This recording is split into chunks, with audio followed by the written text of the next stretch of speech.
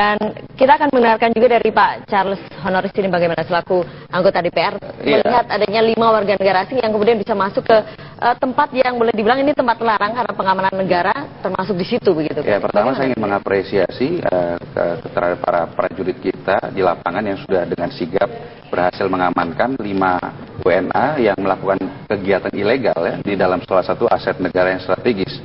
Nah, ketika bicara KCIC ini kan memang penuh dengan kontroversi, sudah berbulan-bulan pro dan kontra muncul karena alasan ekonomi, alasan kebijakan publik, banyaklah alasannya.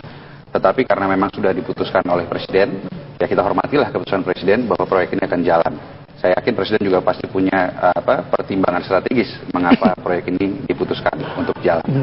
Nah, melihat dari background ini, saya sangat menyayangkan mengapa proyek satu pekerjaan yang dianggap memiliki nilai strategis yang begitu tinggi dikelola dengan sangat serampangan ya, dikelola dengan sangat serampangan oleh satu kementerian besar, Kementerian BUMN, dengan seorang menteri yang dianggap juga punya pengalaman yang sangat luar biasa. Jadi ini saya sangat menyayangkan pengelolaan yang sangat serampangan ini akhirnya menimbulkan insiden yang seperti terjadi kemarin. Ada kecerobohan kalau ada kecerobohan, kelalaian, dan sangat membahayakan keamanan negara karena terjadi di dalam satu aset strategis milik negara.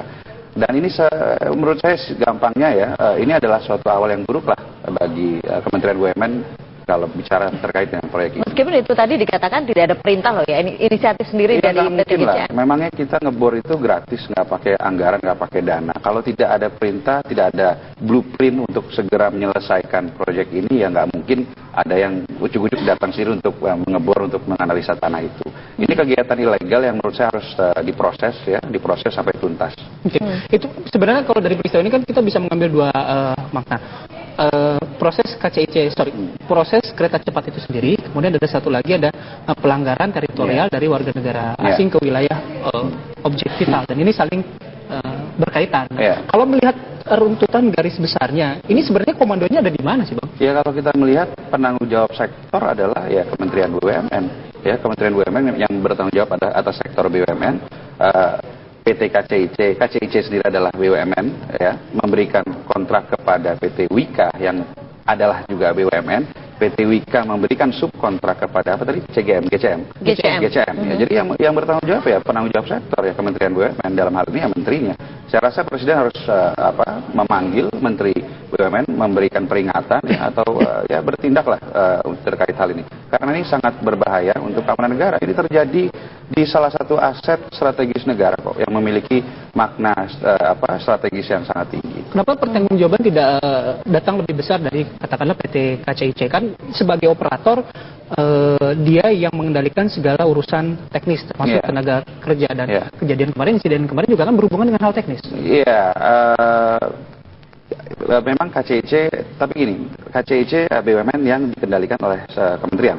Jadi ya, kalau memang kementerian merasa ada kelalaian yang dilakukan oleh KCIC, minta pertanggungjawaban atau dipecat saja direktur utamanya atau direksinya. Itu saja, kita ingin adanya kejelasan dan siapa yang bertanggung jawab dan ada pertanggungjawaban gitu. Dan sampai saat ini seolah-olah semuanya saling lempar bola, ini bukan tanggung jawab saya, ini tanggung jawab sana, ini swasta dan sebagainya. Atau ada komunikasi yang mungkin belum begitu terkoordinasi gitu. Ya, ini kan memang kalau kita melihat ini suatu proyek yang selama ini membuat kegaduhan, bahkan di kabinet sendiri menimbulkan kegaduhan, ya, yang akhirnya mengakibatkan Kementerian BUMN ini menurut saya tidak bisa berkoordinasi dengan baik dengan instansi yang lain. Lahan ini milik TNI AU, ya, milik TNI, belum diizinkan untuk digunakan, tetapi kemarin sudah ada aktivitas ilegal yang seolah-olah sudah siap untuk ada perencanaan pembangunan di sana. Jadi komunikasi koordinasi sangat tidak baik ya. Jadi saya nggak tahu ini siapa yang mau bertanggung jawab ya. Jadi harus ada yang bisa dengan terhormat menyatakan saya bertanggung jawab karena saya begini. Sekarang nggak ada. Sekarang semua lempar bola. Ya, Anda dari Komisi 1 membidangi bidang pertahanan. Ada 5 WN Tiongkok masuk ke wilayah objek vital. Ini artinya apa? Siapa yang harus warning buat siapa dengan kejadian ini? Tadi menarik yang disampaikan oleh Mbak Feni ya. Tadi bahwa Menteri BUMN sudah pernah menyatakan bahwa pemerintah BUMN tidak akan mempekerjakan pekerja. Saya pernah membaca juga kalau nggak salah pekerja hanya akan mempekerjakan pekerja asing yang ahli, artinya yang bisa memberikan teknologi transfer dan lain sebagainya. Nah, kalau kemarin itu ada pekerja asing yang melakukan pengeboran, saya rasa itu bukan pekerjaan ahli ya. Saya rasa mungkin di sini Inul saja sudah jago ngebor gitu kan. Jadi artinya ini bukan pekerjaan spesifik yang butuh keahlian, yang butuh teknologi transfer. Ini ada satu kesalahan besar di salah mindset ada kebijakan yang salah di sini. Ada yang dilanggar. Ada yang dilanggar, ada rambu-rambu yang ditabrak yang harus diperhatikan lah. Ya, ini kalau memang nantinya proyek ini kemudian juga harus melewati Lanut Halim begitu, harusnya kan ada pembebasan lahan juga di situ dan juga harus sesuai persetujuan dari DPR juga. Pembahasan ini apakah juga sudah ada di DPR? Kita pernah raker dengan TNI, dengan Panglima TNI, dan dalam raker tersebut disampaikan alasan-alasan oleh Panglima TNI mengapa TNI tidak menyarankan proyek itu dilanjutkan di lahan milik di Halim ya. Dan kami anggota Komisi 1, fraksi-fraksi di Komisi 1 rata-rata bisa menerima apa yang disampaikan oleh Panglima TNI ya, karena ini dekat dengan objek vital ya kan, objek strategis, berbahaya untuk keamanan negara apabila dilanjutkan di sana. Dan kami bisa menerima alasan-alasan itu.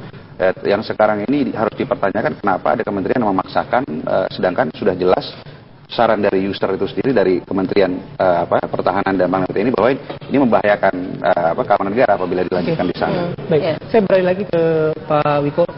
Pak Wiko bilang memang tadi kita sudah mendengar Pak Anggoro, itu masih dibahas sebenarnya untuk rancangan kereta cepat yang akan melintasi wilayah Halim. Tapi kalau misalnya memang keputusan sudah dibuat terus melintasi wilayah Halim, bagaimana sikap TNI Angkatan Udara? Ya, sebenarnya dari pihak kami TNI AU, di mana lahan kami tersebut memang sudah direncanakan untuk dijadikan salah satu pembangunan nasional. Kami tidak hanya sebatas mengatakan tidak bisa. Ada saran-saran atau solusi yang memang kita sampaikan kepada khususnya pelaksana kegiatan tersebut. Namun sampai dengan saat ini saran kita wilayah mana yang sebenarnya sebaiknya untuk dibangun fasilitas kereta cepat tersebut, sampai dengan sekarang ini belum ada jawaban. Dari PT Wika itu tadi? Dari PT Wika maupun dari KCIC. Saran yang diberikan TNI AU ketika jalur ini melintasi wilayah Halim ini seperti apa sebenarnya Pak? Saran-saran yang diberikan pada PT Wika? Ya, jadi lokasi yang sekarang ditunjuk oleh PT Wika itu memang di situ sudah ada beberapa bangunan rumah kediaman, sampai dengan rumah kediaman perwira tinggi bintang 4 juga tinggal di sana. Sampai dengan adanya beberapa bangunan seperti sekolah maupun gedung-gedung untuk pelaksanaan kegiatan operasi udara di Lanut Halim. Jadi kita menyarankan ada satu lokasi yang untuk bisa mendukung kegiatan tersebut, itu seyogyanya memang bisa dapat dipertimbangkan. Nah, tentu kita bisa bicarakan untuk itu. Nah, hal itu yang kita tunggu, bagaimana solusi atau saran yang kita berikan, apakah bisa diterima, apakah memang bisa kita bicarakan lebih lanjut. Artinya opsi itu tetap ada ya dari TNI Angkatan Udara ya? Betul. Untuk berdiskusi ya? Ya.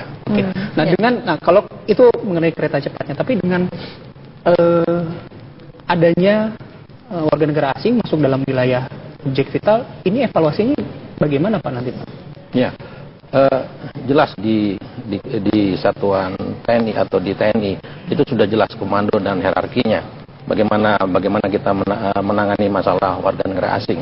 Itu seharusnya prosedurnya mereka harus mengajukan permohonan ke Mabes TNI, dan di situ nanti akan dikeluarkan security clearance buat yang bersangkutan.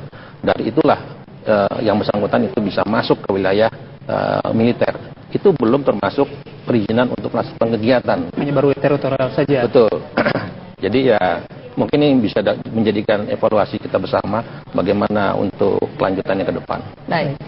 Saya ke Pak Heru lagi. Pak Heru, bagaimana setelah ada kejadian ini? Apakah dari imigrasi sendiri akan melakukan pengetatan yang lebih lagi begitu terhadap seluruh warga negara asing yang ada di Indonesia, terutama tenaga kerja? Surat-surat mereka akan diperiksa lagi atau bagaimana, Pak? Terima kasih, Mbak. Nah, jadi begini, kami sangat apresiasi sekali dengan teman-teman keamanan di Pangkalan TNI Angkatan Udara Halim Perdana Kusuma, karena mereka menemukan, mendapati adanya 5 orang warga negara asing yang melakukan kegiatan dan terbukti tanpa dokumen pada waktu mereka minta. Pada mereka minta mengklarifikasi dan dibawa ke imigrasi untuk diproses lebih lanjut. Kami harap ke depan masyarakat lebih banyak membantu kami. Artinya lebih banyak memberikan informasi bila menemukan keberadaan orang asing di lapangan atau di daerah tertentu yang patut diduga mencurigakan. Dan ke depan kami juga akan mengevaluasi kembali pemberian izin tinggal kami yang akan selama ini kami telah laksanakan. Begitu, Pak. Pak Heru, ini dokumennya sudah clear, dokumen imigrasi sudah clear, tapi kalau ada pelanggaran, bisakah 5 warga negara Tiongkok ini dideportasi? Bisa. Sesuai dengan undang-undang yang berlaku, bisa dideportasi, Mbak, apabila mereka melakukan pelanggaran atau tidak mentaati peraturan hukum yang berlaku di Indonesia. Baik. Oh, Pak Charles ingin menanyakan sedikit saja. Ya, mungkin saya bukan pakar hukum imigrasi ya, tetapi sepengetahuan saya biasanya warga negara asing perusahaan itu punya RPTK, rencana penggunaan tenaga kerja asing, dan di situ biasanya detil kerjanya, lokasi di mana, bentuk kerjanya seperti apa dan lain sebagainya. Saya tidak yakin bahwa 5 WNA itu tidak ada pelanggaran sama sekali soal keimigrasian, karena kalau dicek RPTK-nya kan harusnya detil, tempat kerjanya, lokasinya di mana, dan bentuk pekerjaannya apa. Nah, tidak mungkin tempat lokasi kerjanya ada di lahan udara milik Halim Perdana Kusuma. Jadi Saya rasa ini juga ya, saya rasa harus diperiksa kembali lah. Oke, baik. Terima kasih Pak Charles Honoris sudah bersama kami, Pak Heru Santoso juga terima kasih sudah bersama kami, dan juga Marsma Wiko Sofyan terima kasih sudah bersama kami, dan pemirsa Kabar Petang masih akan kembali sesaat lagi.